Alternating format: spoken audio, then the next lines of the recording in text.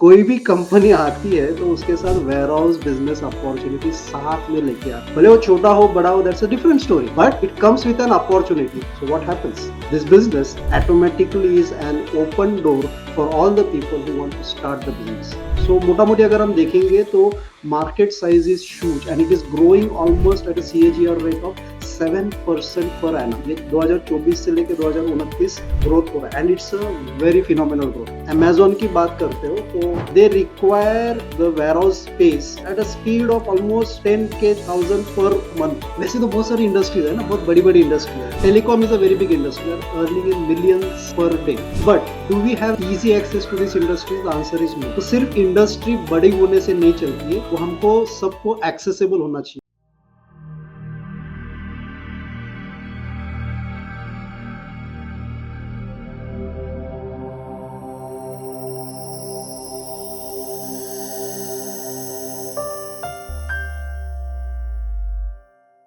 Welcome everybody, सभी का स्वागत है। We are going to discuss about opportunities in warehouse management business या वेयरहाउस से रिलेटेड जो भी अपॉर्चुनिटी है। ये एक बहुत बड़ी इंडस्ट्री है। वैसे तो बहुत सारी इंडस्ट्रीज है ना, बहुत बड़ी बड़ी इंडस्ट्री है। लेट्स टेक वन एग्जांपल, जैसे कि telecom is a very big industry which all companies are there in telecom industry. They are earning in millions per day, per second, per minute. Okay, but do we have the access, easy access to this industries? The answer is no. तो सिर्फ industry बड़ी होने से नहीं चलती है, वो हमको सबको एक्सेसिबल होना चाहिए। और इसीलिए आपको पूरा ध्यान से ये वेबिनार सुनना है, क्योंकि ये इंडस्ट्री ऐसी है जो सब लोगों के लिए एक्सेसिबल है। मतलब you don't need a specific budget for that कि बहुत बड़ा बजट चाहिए, गवर्नमेंट के साथ कुछ कनेक्ट चाहिए, ऐसा कुछ नहीं चाहिए होता है। You only need the knowledge, the right knowledge. अगर आपके पास सही नॉलेज है, कोई हाथ पकड़ के आपको लेके जाने वाला है, और आपका तजुर्बा, ये तीन चीजें अगर आपके साथ है तो ये बिजनेस आपके लिए बहुत ही ज्यादा आसान है। जैसे मैंने बताया कि telecom industry is a $1 billion industry. Okay, but what is in there for a common man? Zero. There are few players, उंगलियों पे गिन सकते इतने ही प्लेयर्स है जिनके लिए उनको बिजनेस है। But in warehouse business it's not like that. Okay, so it's open for the masses and at the same time it is having huge potential of the growth. So let's begin with something called as the industry numbers, because अगर आपको business में आना है या कुछ भी entrepreneurship में आना है, तो हर एक का जो ड्राइविंग फैक्टर होता है वो it's always the money. Okay, or it's always the number. What is the number? So I am getting a कोई अगर वेयर हाउस मैनेजर करके जॉब कर रहा है, 25 लाख एनुअल पैकेज ले रहा है, तो बोलेगा ये 25 लाख का जॉब छोड़ के अगर मैं इसमें आ जाऊं तो मेरे लिए इसमें क्या है, isn't it? So let's understand that. So मोटा मोटी अगर हम देखेंगे तो market size is huge and it is growing almost at a CAGR rate of 7% per annum. ये 2024 से लेकर 2029 ये प्रोजेक्शन है, और एक्चुअल एक्चुअल जो ग्रोथ है that is somewhere near this 5.5 to 6.6 के हिसाब से वो ग्रोथ हो रहा है and it's a very phenomenal growth. सबसे इंपॉर्टेंट चीज है कि इसमें कंसिस्टेंसी, ये ज्यादा अप डाउन नहीं होता। ओके, और बहुत सारे बिजनेस होते हैं कि कभी कभी एकदम ज्यादा ऊपर जाते हैं and then suddenly they drop down. अब इसकी वजह क्या है? One of the major factor is the e commerce. और हालांकि हम सारे उसमें कंट्रीब्यूट करते हैं ना। कितने लोग यहाँ पे ऐसे कि अमेजोन, फ्लिपकार्ट या ऑनलाइन कुछ मंगाते नहीं? Hardly anybody. कोई एक बंदा ऐसा होगा कि जो इनसे मंगाता नहीं। इसका मतलब क्या हुआ? The entire country, the population, entire population country, उसमें से करीबन 50% people are the customers to e commerce, isn't it? 50% में इसलिए बोल रहा हूँ, फैमिलीज अगर हम करेंगे, थोड़ा सा रिमोट एरियाज को एक्सक्लूड करेंगे, we consider only the cities, तो 50% you can calculate the numbers, population कितना और उसका 50% कितना है। And then you can calculate the numbers about the warehousing industry की ये कितनी तेजी से बढ़ रहा है। Now having understood this, what does it look like? आगे चल के ये बिजनेस कैसे दिखता है? अगर हमको ये देखना है तो पहले भी मैंने बताया था कि 6 to 7% तो ऑलरेडी ग्रोथ हो रही है, बट जिस तरीके से अभी ये ग्रो हो रहा है, isn't it? अगर आप सिर्फ एक कंपनी अमेजोन की बात करते हो तो they require the warehouse space at a speed of almost 10,000 per month, बोल सकते हैं उनका, जिस तरीके से उनका नेटवर्क स्प्रेड हो रहा है। अब इसके पीछे का रीजन भी समझना जरूरी है, ये क्यों हो रहा है, isn't it? आप सभी लोगों को पता होगा आजकल लोगों को क्या चाहिए? ऑनलाइन चाहिए, नंबर वन। नंबर टू, अभी चाहिए। This is forcing the industry to create something which, because of which they will be able to give you right now. Okay, so अगर आपने नाम सुना होगा ब्लिंकिट, आपने नाम सुना होगा जेप्टो, ये सारी जो इंडस्ट्रीज है क्या करते हैं, क्या क्लेम करते हैं? 10 मिनट में आपको डिलीवरी मिल जाएगी। अरे 10 मिनट में कहाँ से आएगा, isn't it? ये तभी आएगा जब आपका वेयरहाउसिंग और लॉजिस्टिक्स इंफ्रास्ट्रक्चर स्ट्रांग होगा, isn't it? So इससे इससे क्या पता चलता है कि there is definitely a growth. और जैसे डिमांड है, क्योंकि कस्टमर डिमांड कर रहा है तो देने वाले बैठे, अगर कस्टमर का डिमांड नहीं है, आप और मैं बोलेंगे चलो मैंने आज ऑर्डर प्लेस कर दिया, आप दे दो, एक हफ्ते के बाद मुझे कुछ फर्क नहीं पड़ता, तो ये इंडस्ट्री नहीं बढ़ने वाली। बट आप सभी को पता है कि ऐसे नहीं है। अभी सिचुएशन क्या है कि we are also very conscious. In fact कुछ लोगों को तो मैंने देखा है, जेप्टो बोलता है 12 मिनट लगने वाले, 13वें मिनट से ये बेचैन होना चालू हो जाते हैं। 13th minute onwards they start getting disturb, अरे 12 मिनट बोला था, अभी 13 मिनट हो गया। जेप्टो मैसेज भी भेजता है कि we are late by 1 minute और 2 minute. So the industry is going in that direction. Let us understand, ये सारा नंबर आपके दिमाग में होना चाहिए। ये नंबर्स आपके दिमाग में इसलिए होना चाहिए क्योंकि आपको इन्हीं नंबर्स में से कुछ शेयर पिक करना है। कितना अच्छा लगेगा ना, 41.5 लाख करोड़, ओके, वैल्यू है मार्केट की 2023 में। It's growing almost 7% from last 5 years, and now e-commerce is growing at a rate of 20 to 25% annually in next 5 years. That is a projection. अगर ये इतनी ग्रोथ होने वाली है और आपको अगर ये नंबर पता नहीं, तो आप इमेजिन नहीं कर पाओगे, विजुअलाइज नहीं कर पाओगे कि इसमें से मेरे को कितना चाहिए, isn't it? तो सबके लिए बहुत कुछ लगा है, बशर्ते आपको पता होना चाहिए कि है कितना, है ना। बहुत सारे लोग बोलते हैं कि नहीं मार्केट है, सैचुरेशन आएगा, ये आएगा। So these numbers are very important for you to take a decision. Yes, even if I start today, for the next 5 years, the market requirement or the demand is growing by almost 20 to 25% for e-commerce. और उसके साथ साथ बाकी की जो industry उसमें भी 6 to 7% growth है ही। और जितने फॉरेन इन्वेस्टर्स आएंगे, जितनी बाहर की कंपनी यहाँ पे मैन्युफैक्चरिंग सेटअप करेगी, उतना ही आपको पोटेंशियल ज्यादा दिखेगा। Now let me give you one example. I am from Pune, and Pune is one of the biggest industrial hub in India. Okay, और आप यहाँ पे कोई भी ब्रांड का नाम लो, उनका मैन्युफैक्चरिंग यूनिट यहाँ पे होगा। अच्छा, सिर्फ मैन्युफैक्चरिंग यूनिट है क्या?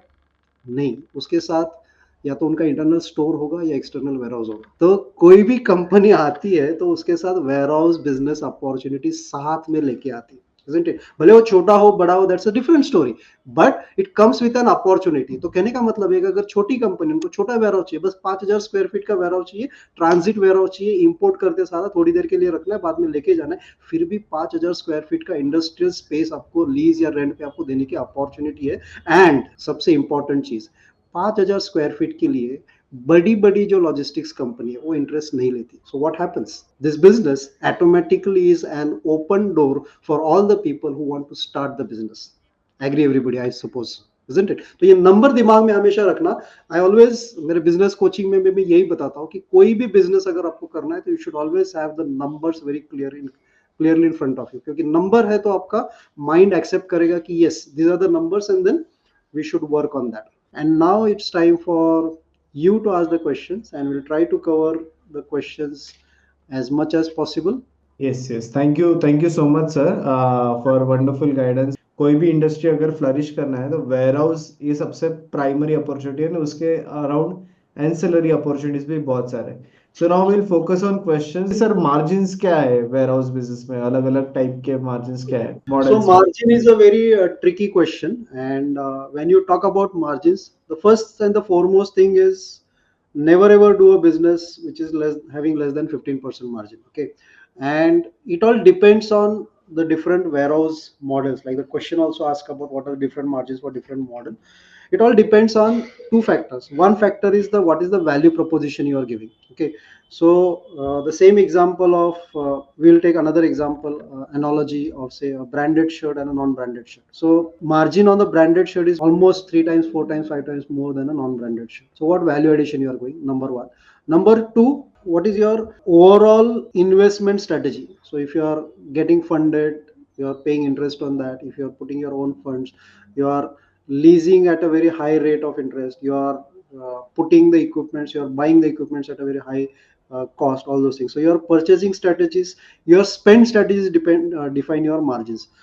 The most important factor, it's applicable to all businesses by the way, the most important factor is your purchasing decision. So see सामने वाला क्या करेगा, आपको निचोड़ेगा कि मुझे इतने में चाहिए, उतने में चाहिए, but you should be able to present it in the way. But to come to the straight to the answer, the margins start with minimum 15%, they can go as high as 30%. Okay, What factors should I consider while choosing warehouse location? Okay, one most common factor is what is around you. So what is the purpose of setting the warehouse? So if it is for a industrial purpose, then you should identify the industries who need the warehouses. And nowadays there is a JIT concept for industrial companies. So JIT is just in time. And वहां पे वो बोलते हैं कि 5 kilometre radius या 10-15 minute के अंतर पे मेरा ये वेयर हाउस होना चाहिए. So that is one of the criteria. So depending upon the industry needs, कौन से इंडस्ट्री के लिए आप टारगेट कर रहे हो और उस इंडस्ट्री की नीड है. कुछ इंडस्ट्री ऐसे बोलेंगे कि हमको ऐसी कोई जल्दबाजी नहीं है, आपका वेयर हाउस सिटी से बाहर हो कोई प्रॉब्लम नहीं है, हमको सिर्फ स्टोरेज के लिए चाहिए, बल्क स्टोरेज के लिए चाहिए, वहां से हम हमारा डिस्ट्रीब्यूशन नेटवर्क अलग कर देंगे, तो वो सिटी के बाहर हो सकता है. So you have to identify the purpose of having the warehouse and then it becomes easy to decide on the location. I'll give you a classic example. I'll not name the company over here because of confidentiality. So there is a company near Mumbai, and they are manufacturing into beer. Okay, and they had a requirement of a warehouse, and their requirement was very specific. हमको ware house हमारे factory के 2 kilometre के radius में चाहिए, very specific. Okay, अभी उनके 2 kilometre के radius में जो वेयर हाउस के रेट्स है वो बहुत ज्यादा है, but they were ready to pay for that, isn't it? हमने उनको बहुत सारे ऑप्शंस दिए. मतलब when I was consulting them, I told them you can go little 10 kilometres away from there, your cost will be saved, but they said no, we want it in this. So depending upon the type of business, depending upon the need, you have to choose the location, but उसका study करना बहुत जरूरी. Okay and sir अगला है कि ware house में as a अगर broking line में जाना है तो फिर अगर कोई डील कर रहे हैं तो फिर वो डील किस पे होता है, स्क्वायर फीट पे होता है या लॉन्ग लीज पे होता है, कैसे होता है, एंड अर्निंग कैसे होता है एज अ ब्रोकर? ब्रोकर में दो टाइप के डील्स होते हैं. One deal is like you just get a one time payment and you are no more into that business, and most of the time broker का यही role होता है. So you know a warehouse space and there is a customer who needs warehouse space, so you show them options कि मेरे पास ये 4 options है, इसके ऊपर आप कर लो. एंड ऐसा कोई इंडस्ट्री स्टैंडर्ड नहीं, depending upon your negotiation skills वो एनुअल लीजिंग अमाउंट पे कुछ परसेंटेज चार्ज करता है. जैसे अगर साल का मेरा 1 करोड़ का लीज अमाउंट है या रेंटल अमाउंट है, तो आई विल चार्ज से 1 lakh rupees if it is 1%, I will charge 2 lakh rupees if it is 2%, and so and so fourth. Second option is I am a broking firm and I have a recurring model on that. मैं बोलता कि मुझे एक साथ नहीं चाहिए, जब तक आपका ये बिजनेस चल रहा है तब तक मुझे एक ये परसेंटेज आपको देना होगा, बट उसके लिए मैं आपको गारंटी देता हूँ कि अगर ये लैंडलॉर्ड बोलता है कि ये आप खाली करो, तो मेरी जिम्मेदारी है कि वो आपको जितने साल तक चाहिए, मतलब जो भी लीज पीरियड होगा उसके पहले वो आपको खाली करने के लिए नहीं बोलेगा. So you have to keep on, जितना वैल्यू ऐड करोगे उतना आपका पैसा मांगने का कैपेसिटी बढ़ जाता है. But as a industry standard there is no such standard as of now, nowhere. Okay and वो sir warehouse square feet पे होता है रेंटल कॉस्ट या कैसे होता है costing? It is normally square feet. So उसमें दो कंपोनेंट्स होते हैं, एक होता है आपका कवर्ड स्पेस, एक होता है ओपन स्पेस. कवर्ड स्पेस का रेट अलग होता है, ओपन स्पेस का अलग होता है. Now we'll cover remaining questions, sir. We'll take it in a rapid fire. So next Sure. is, sir, are there any subsidies from government? There are no direct subsidies, but there are a lot of schemes which help you run the business, जो हम detail में कर सकते हैं course के दौरान. Minimum area कितना लगता है सर कि हम अलग अलग माइक्रो वेयर हाउस बना सके? रिक्वायरमेंट जो कस्टमर का है ना, वो 1000 स्क्वायर फीट से शुरू होता है. Now you have a 1000 square feet warehouse और आप 10,000 में से 1,000 उसको दे सकते हो. 1,000 स्क्वायर फीट का भी रिक्वायरमेंट होता है मिनिमम. तो हमने बड़ा वेयर हाउस बनाना बिल्ड करना चाहिए या माइक्रो हजार हजार के बनाने चाहिए अलग अलग? एक्चुअली बड़ा रहेगा तो ज्यादा बेनिफिशियल रहता है, क्योंकि अगर आज की डेट में अगर अपने 1,000 स्क्वायर फीट बनाया और आपको 1,000 का रिक्वायरमेंट है और सेम कस्टमर का डिमांड बढ़ गया, तो you are not in a position to fulfil that. So it's always better to have bigger warehouse and then give a small portion of that. अगले की sir, how to decide the type of warehouse as per the location? Industry है तो industrial ware house होगा. जैसे अभी engineering company है आसपास में, तो उसका इंडस्ट्रियल वेयर हाउस का क्या होता है ना, थोड़ा फ्लोरिंग वगैरह अलग होता है, हेवी ड्यूटी होता है. फुलफिलमेंट सेंटर है, आप सॉरी ई कॉमर्स का अगर है और जहाँ पे सिर्फ वाइट गुड्स छोटे मोटे प्रोडक्ट्स है, तो वहाँ का आपको फ्लोरिंग उतना हेवी नहीं चाहिए. So depends on the type of industry and the volumes what you are handling. Okay, अगर वॉल्यूम ज़्यादा है तो आपको वर्टिकल हाइट ज़्यादा रखनी पड़ेगी, ऑटोमेशन ज़्यादा करना पड़ेगा. So multiple factors will come into picture. Sir कितना मिनिमम इन्वेस्टमेंट लगता है वेयर हाउस में? This is a tricky question, but yeah, if you have a land, then construction is not a big deal. उसमें ज़्यादा पैसा नहीं लगता है. और अगर ज़मीन खरीदनी है, वहाँ से शुरुआत है, तो किस एरिया में आप कर रहे हैं? जैसे पुणे चाकन में अगर आप लेने जाओगे तो आज की डेट में वो बहुत कॉस्टली है. ओके, संभाजी नगर में लेने जाओगे तो बहुत, आई मीन, थोड़ा सा रेट वहाँ पे कम रहेगा. And this is again, there is no standard as such. It all depends on demand and supply, और कितना स्पेस अवेलेबल है उसके ऊपर सारा डिपेंड करता है. सो अगर आपका खुद का लैंड है तो नई कॉस्ट हैवी पड़ता है, राइट? मतलब करेक्ट. अगला क्वेश्चन है सर, इतना कैपिटल इन्वेस्टमेंट नहीं करना है तो कैसे इसमें एंट्री कर सकते हैं? There are government schemes, MSME के मुद्रा लोन वगैरह, बहुत सारे स्कीम्स है जो सही तरीके से बिजनेस प्लान आपका जो होता है, बिजनेस प्रपोजल, वो बना के सबमिट करके then you can get the loans without any collateral. अगला कि सर कोल्ड स्टोरेज में क्या अपॉर्चुनिटी है? कोल्ड स्टोरेज तो अगेन बूमिंग इंडस्ट्री है, because nowadays lot of packaged food, उसका डिमांड बढ़ते जा रहा है, फ्रोजन फूड्स का डिमांड बढ़ते जा रहा है. एंड देन जो सालों से चलते आ रहा है आपका मेजर स्टोर कोल्ड स्टोरेज, जो इनिशियल स्टेज में लगता था, that was for agriculture crops like potato, जिसमें मैंडेटरी आपको कोल्ड स्टोरेज रखना पड़ता है. And then there are some sectors in pharmaceuticals जहाँ पे टेम्परेचर कंट्रोल्ड वेयर हाउस चाहिए होता है. तो वो, apart from the cold storage, there is also demand for the cold storage vans. So सिर्फ स्टोर करके नहीं, बट उससे रिलेटेड वैन्स भी आपको चाहिए होते हैं. But it is again limited to a limited sector, it's not required by all. अगला है कि सर मार्केट कैसे करना है वेयर हाउस को? Marketing nowadays, digital marketing is the most useful tool. Then most of the marketing happens through your own connects, और connects build करने के लिए LinkedIn is one of the platform जहाँ पे आप connect कर सकते हो. फिर अलग अलग जो ट्रेड शोज, एग्जीबिशंस होते हैं, वहाँ पे पार्टिसिपेट करना है, आपको प्रेजेंस थोड़ा सा दिखाना है. And then most important tool for marketing is the value proposition. मतलब दो वेयर हाउस है 1-1 लाख स्क्वायर फीट के, बट आपका वेयर हाउस कोई क्यों ले, तो you should be able to talk about your USPs. अगला है कि सर मेरा एक कमर्शियल प्लॉट है हाईवे पे, can I build a warehouse on that? Government से परमिशन मिलेगा? हाँ, मिलेगा ना, क्यों नहीं मिलेगा. एंड अगला है कि सर कौन से वेयर हाउस में ज्यादा आरओआई होता है, कोल्ड स्टोरेज में या is it in other industrial warehouses? आप उसमें क्या क्या वैल्यू एडिशन देते हैं, जैसे कि अगर आप, एक वेयर हाउस के ग्रेड्स होते हैं, जैसे ए ग्रेड वेयर हाउस होता है, it is a full fledged facility of warehouse. उसमें वेयर हाउस के साथ साथ ऑफिस स्पेस होगा, ऑफिस में एसी होंगे, फ्लोरिंग होगा, फ्लोर पेंटिंग किया होगा, epoxy and all those things. तो उसमें इनिशियल इन्वेस्टमेंट ज़्यादा होता है, but you get a good price for that. Second is just a bare shell. Bare shell मतलब वहाँ पे कुछ नहीं, चार दीवारें हैं और छत है, and then the customer comes in, so there you don't have much value additions over there. तो वहाँ पे ऑब्वियसली आपका टोटल रेवेन्यू कम होगा, और टोटल रेवेन्यू कम है तो मार्जिन भी उतने ज़्यादा नहीं होंगे. So it's related to the value what you keep on adding.